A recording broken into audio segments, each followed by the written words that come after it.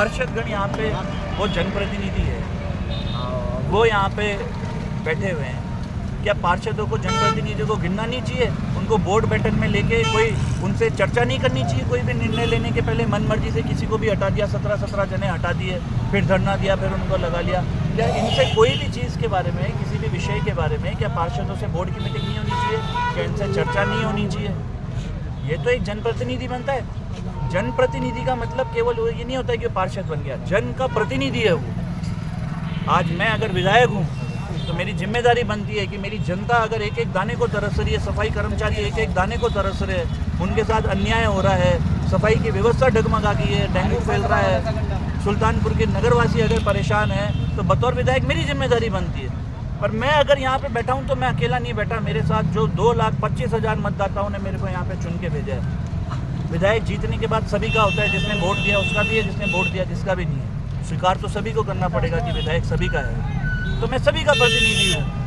पर हमारे यहाँ पे जो सरपंच बने थे सबसे ज़्यादा मतों से जीते थे, 2000 से ज़्यादा। फिर उनको चेयरमैन बनाया गया। वो किसी पार्टी के नहीं है। हमारे यहाँ पे नई नवगठित नगर पालिका बनी है, तो वो कोई ऐसा नहीं है कि वो कोई बीजेपी के है। हमारे यहाँ पे पार्षद और किसी पार्टी के नहीं है, तो खुद संघर्ष कर रहे हैं। चेयरमैन खुद भी अपनी ओर से कोशिश कर रहे हैं कि मंत्री के चक्कर काट रहे हैं, कोई लोकसभा अध्यक्ष के चक्कर काट रहे हैं, कोई। अरे हमारे को अगर नहीं गिनो, हम तो कांग्रेस के, हमें तो जात पात जैसा बर्ताव कर रहे हैं, तो कम से कम बीजेपी वालों को तो गिनो, उनकी तो बात मानो। पर मैं देख रहा हूँ कि सरकार का जो रवैया है, ये जनप्रतिनिधियों को गिनना नहीं, उनको पूछना नहीं। 4 दिन हमारे को यहाँ पे धरने पे हो गया, आज 5वां दिन है, अभी तक यहाँ पे किसी की संभाल नहीं लेनी, कोई पूछना नहीं कि क्या मांगे, जबकि हमारी वाजिब मांगे है। हम कोई ऐसा ये नहीं बोल रहे कि चांद ऊपर, चांद नीचे तोड़ के लिया हो या तारे ऊपर से तोड़ के लिया हो आसमान से। वाजिब मांगों के लिए यहाँ पे बैठे हैं। गरीबों के साथ न्याय करो, न्याय करो, न्याय करो। ये मैं कहना चाहता हूँ कि जो प्रशासन का और जो सरकार का रवैया है, इसके लिए हमारे को मजबूरन, मेरे को अनशन पे आना पड़ा। और आगे भी जब भी ज़रूरत पड़ेगी जनता को, अपनी आखिरी सांस तक इनके लिए खड़ा हुआ हूँ। और हम तो इसको देखो और ज़्यादा भव्य करेंगे। मैं तो धन्यवाद आपका भी देना चाहता हूँ, समस्त मीडिया के साथियों का करना चाहता हूँ कि पिछले 4 दिन 5 दिन में आप लोगों का जो कवरेज रहा है वो बहुत अच्छा रहा है। पूरे राजस्थान में ये बात चली गई है, पर मेरे समझ के बाहर नहीं आ रही कि क्यों नहीं सरकार के सर पे झूठ तक नहीं रेंग रही है, क्यों ऐसा हो रहा है। पर ठीक है, ये हम भी समझ गए कि कई बार सीधी उंगली से घी नहीं निकलता, तो हम इसको अब और भव्य करने की हम अब योजना बनाएंगे, क्योंकि हमारे साथ सभी का साथ है। आज शाम को अगर हमारे को चक्का जाम भी करना पड़ा तो हम वो भी करेंगे, अनशन पे तो चल ही रहे हैं। क्योंकि अब हम, क्योंकि ये देखिए, ये सोचने की बात है, मतलब ये शर्मसार वाली बात है कि सबके पास यहाँ फ्री कोई भी नहीं है। ये दिलीप जी है, खेती का काम है, यहाँ पे सोयाबीन नहीं कटा, इनका सोयाबीन नहीं कटा, ये महेंद्र जी है, इनके सोयाबीन खड़ी हुई है। सबके पास, मेरी खुद की विधानसभा में मीटिंग्स चल रही है, तो ऐसा नहीं है कि सब यहाँ पे फ्री है। तो सरकार को, प्रशासन को आके सुनना चाहिए। मैं आपका मीडिया का बहुत बहुत धन्यवाद करना चाहता हूँ। और अब देखिए, दिवाली आने वाली है, अभी दशहरा आने वाला है। निश्चित रूप से ईंट से ईंट बजा देंगे, और निश्चित रूप से ये जो प्रशासन और सरकार का जो अहंकारी रूपी रावण है, इसका निश्चित रूप से इस बार दहन होएगा, चाहे हमारे कुछ भी करना पड़े। हम पूरी तरीके से तैयार हैं। और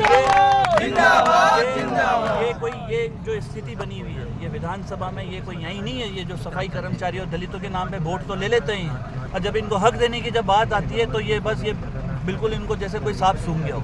ये स्थिति हरियाणा में भी, हरियाणा सफाई कर्मचारियों के भी आप तलाश करोगे तो उनका भी महीनों से वेतन नहीं आता। यही स्थिति यहाँ पे भी है।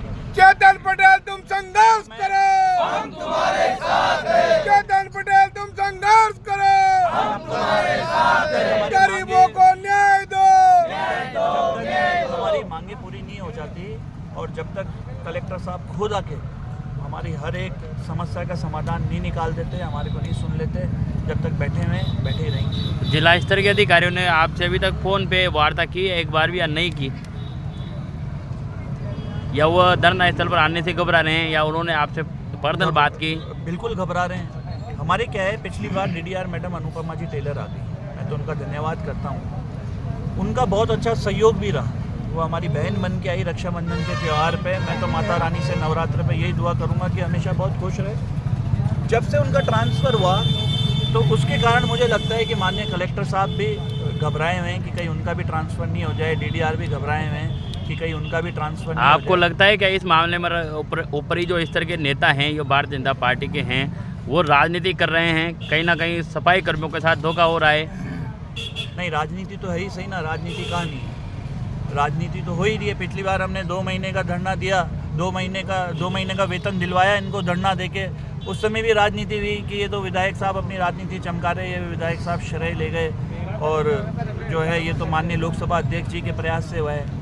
तो मैं तो यही कहना चाहता हूँ कि ये श्रेय वेरे हमारे को नहीं चाहिए, हमारे को तो वेतन चाहिए, वेतन दे दो हमें, जाके जा भेजो, हम अपना काम करें, मैं अपनी विधानसभा की मीटिंग्स करूँ, लोगों के मुद्दे उठाऊँ, ये खेतीबाड़ी करें, सफाई कर्मचारी अपनी हड़ताल तोड़े, अपना काम करें। हमें ये श्रेय वेरे से हम बहुत ऊपर उठ चुके हैं, ये बहुत नीचे रह गए श्रेय वेरे। आप तो हमारी मांगे जो वाजिब मांगे है उस पर काम होना चाहिए, चाहे सरकार प्रशासन जिस भी माध्यम से हो, काम होना चाहिए। ठीक है।